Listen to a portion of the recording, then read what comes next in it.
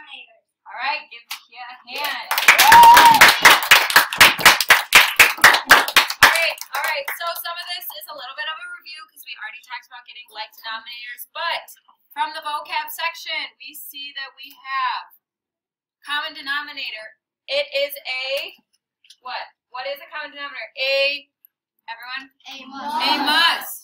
When adding and subtracting fractions, you have to have common denominators when adding or subtracting fractions. Moving down. When we have the same denominators, oops. Okay?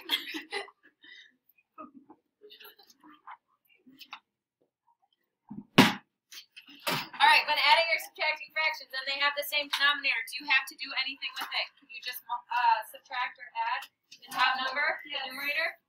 Yeah. So in number 5, they had the same denominator, so all we had to do was 3 minus 2.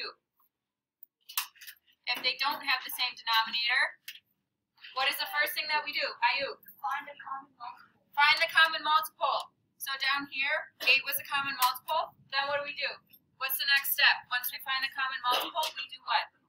Ashley? You add or subtract. Not quite. Close. Ayana? Make a new denominator. So you make the new denominators down at the bottom. We have it down here. And then we do what? We have to make our, starts with a B. Bubbles. We make our bubbles up here. Right? Then what do we do inside those bubbles every time? What do we do? There should be more hands because we just did this. What do we do inside our bubbles? Alan? We multiply inside our bubbles. Good. Then once we have multiplied, we can do what? What's the last step that we do after we multiply in our bubbles? Ariana, nice and loud.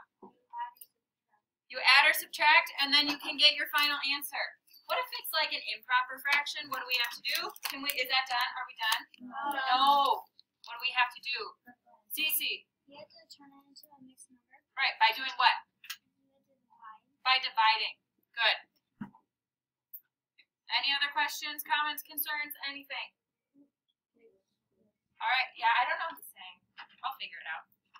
All right, that is 3.3 video.